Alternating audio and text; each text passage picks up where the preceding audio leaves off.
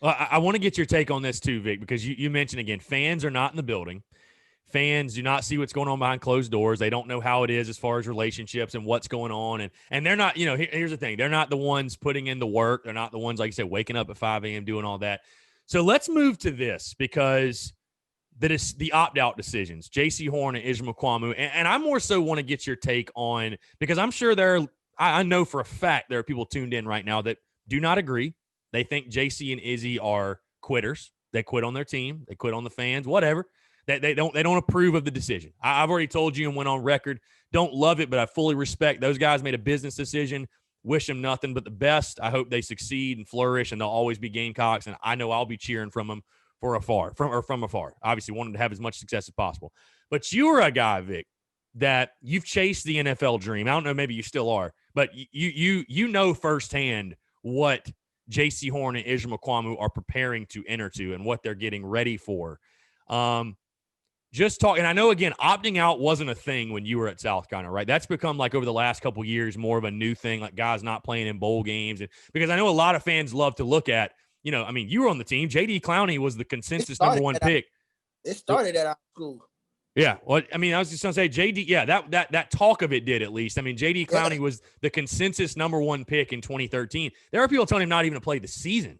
And he didn't have to play it down. He didn't have to play it down, and he ended up doing so and played in the bowl game. So our team was like that, though. Right. He had a reason to play. Mm. It was a potential 11-win season, championship season. Like the players that he was playing with, the camaraderie, he was the hands down the most noticeable player, but he wasn't the leader. Right. So he still had people on the team that he looked up to. People, we were actually like a real brotherhood. Like, you know what I'm saying? So he knew, like, him not playing would let us down. You know what I'm saying? Because we actually had something to play for. Yeah. In this situation, them boys don't got nothing to play for, man. Like, are they going to a bowl game? You know what I'm saying? Like, the coach is gone. You know what I'm saying? They're going to be going no matter what next year. So why not? Let's start seeing, like, these players that we're going to need next year. Let's go ahead and put them in the fire now. So now that the new coach that's coming in can say, all right, at least I know I got this guy. Like, we need to go ahead and start, like, seeing what we have. And that's the positive spin I've tried to tell fans too, is like, just look at it as a positive. Like you said, they're not going to be there next year anyways. So why not start getting these young guys, get their feet wet, see what they can do. You know how valuable reps are. You can do it in practice all day, but you got to get in-game reps. So, hey, throw them to the fire, whatever, see how they react. Like, why not? You know what I mean? So, you've been throwing the starters into the fire, and they be getting fired up. So what's the difference, man? Right. But I wish fans would sit down and think about things sometime before they kind of like tweet about 18, 19, 20-year-old kids' decisions. That they're trying to change their families' lives. You don't know if these kids' moms are home. Like with me, I had another year at South Carolina. My mom was homeless. My mom lived with me in college. My sister lived with me in college. So I didn't have an opportunity to say, hey, I need to stay one more year. Like I didn't have that opportunity. I had to go and take care of my family. And I wound up getting in some trouble and messing that up too. But that's here nor there.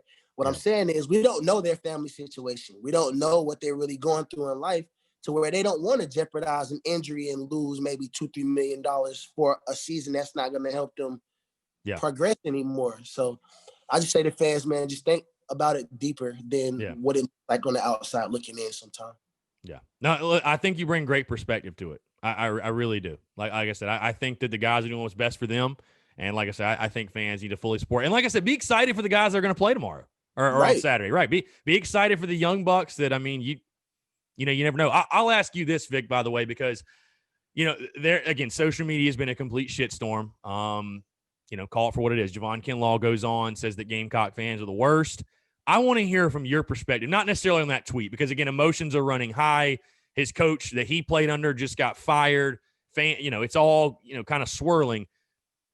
I want to go a different direction. I want to hear your perspective. Again, I know things were a lot different because you guys were winning a ton of games, but on a positive note, what were your interactions like with the fans, with South Carolina fans? Like, what stands out? What do you remember from? Hey, if it wasn't all sunshine and rainbows, you can be honest and blunt about that as well. But like, what I just want to hear your memories and thoughts on Gamecock fans. I think I was a fan favorite. Like the things I used to do with fans, and like I was that guy at the spring game that went outside and signed autographs for 3 hours after the spring game. You know what I'm saying? Like, my experience with the fans was completely different. Then I had more fun from the fans than I might have did from my coaches.